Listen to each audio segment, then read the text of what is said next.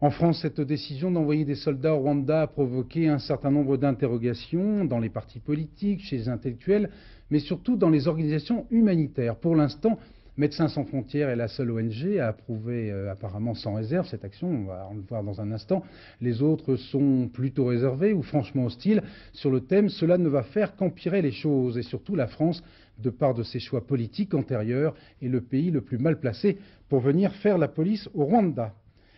Avec nous deux dirigeants d'ONG qui ont tous les deux la particularité d'avoir été sur le terrain au Rwanda, donc ils savent parfaitement de quoi ils parlent. Philippe Biberson, qui est président de MSF, et Bernard Granjon, président de Médecins sans frontières. Est-ce que vous pouvez nous préciser, vous êtes plutôt réservé ou franchement hostile à cette opération?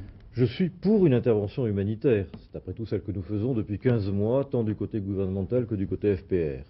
Je suis pour, et je n'hésite pas à le dire, pour une intervention militaire, parce qu'on n'arrête pas des massacres avec des médecins.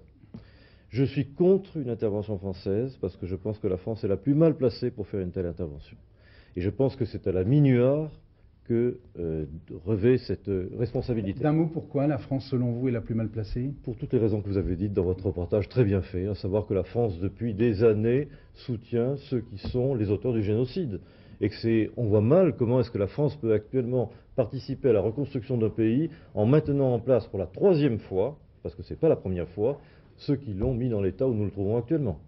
Vous, Médecins sans frontières, vous n'avez aucune critique à faire? On a fait sur ce sujet une petite polémique. Moi, je ne veux absolument pas rentrer dans la polémique. Il se trouve que la seule force armée capable de se déployer rapidement, comme nous l'avons demandé, était une force française. Moi, je l'accepte comme ça. Ce que je veux dire, c'est qu'ensuite, il ne faut pas qu'elle se trompe d'objectif. On a entendu depuis plusieurs jours, on a entendu dans ce reportage parler d'objectifs qui n'étaient pas des objectifs militaires, qui étaient des objectifs purement humanitaires. Moi, je pense qu'il faut quand même revenir à ce qui fait l'exception au Rwanda, ce qui fait la particularité de cette crise. Il y a un génocide. C'est pas un tremblement de terre, c'est pas un accident de la route.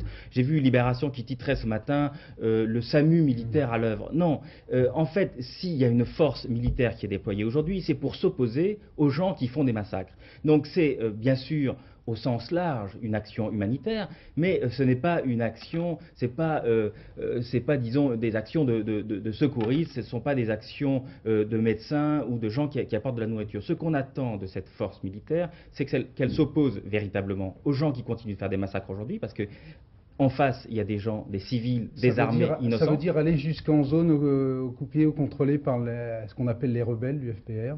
Pour l'instant, c'est surtout en zone contrôlée par les forces armées rwandaises. Mais je pense qu'il ne faut pas s'arrêter là. Il faut que derrière cette opération militaire, il y ait une opération, disons, politique ou diplomatique qui mette le doigt quand même sur le problème, là où ça fait mal. C'est-à-dire qu'à l'heure actuelle, dans cette zone contrôlée par ce qu'on appelle encore le gouvernement ou le gouvernement autoproclamé intérimaire, les gens qui restent et qui sont aux commandes, ce sont les gens qui ont ordonné le massacre, ce sont les gens qui ont fait le génocide.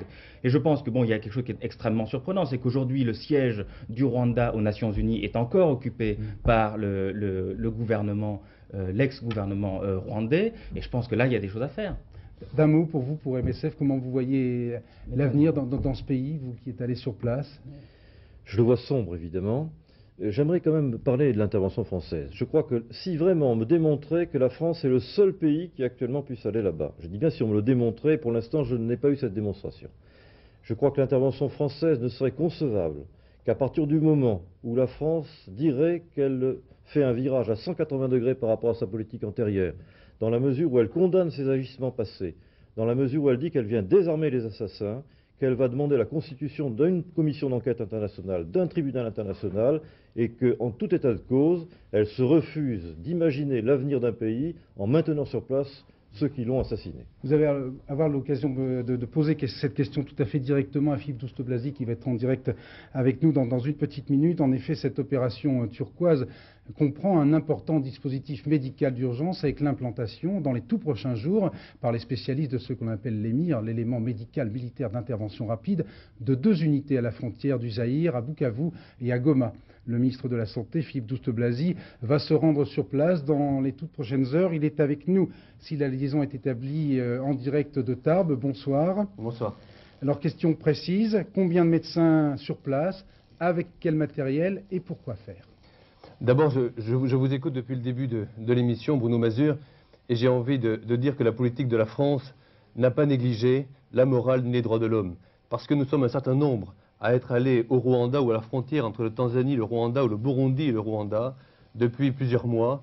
Et quand on sait que c'est le plus grand génocide de la fin du XXe siècle, quand on a vu des orphelins, des centaines d'orphelins, dont on a alerté d'ailleurs la communauté internationale, on a vu qu'ils étaient égorgés, qu'ils étaient massacrés, quand on a vu des millions de réfugiés, de personnes déplacées, après avoir fait 200 km à pied dans des camps, arriver dans des camps, des conditions sanitaires terribles, on est heureux que la France ait pu agir. Nous avions le devoir moral de réagir, parce qu'il ne faut pas encore une fois négliger les droits de l'homme. Voilà ce que je voulais dire et ce qui me paraît important. Bien évidemment, c'est la première fois que la France est capable d'envoyer une action militaire pour des raisons humanitaires.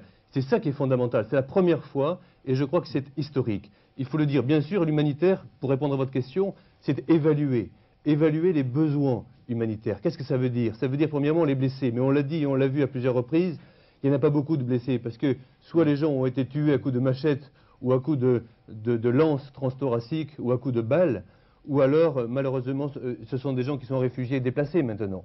Deuxièmement, les épidémies.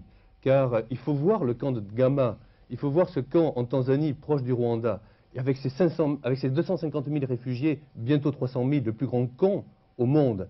Et quand on voit ça, on sait, quand on est médecin, qu'il peut y avoir des méningites à méningocoque, des épidémies à méningite à méningocoque, qu'il y a des dysenteries à shigellose, qu'il y a aujourd'hui un risque de tuberculose, de choléra et de diphtérie. Et je dis bravo à MSF, à Médecins sans frontières, à Médecins du monde, qui sont là. Alors bien sûr, il faut les aider, mais jusqu'à maintenant, il n'y avait pas de corridor humanitaire pour rentrer au Rwanda. Il n'y en avait pas.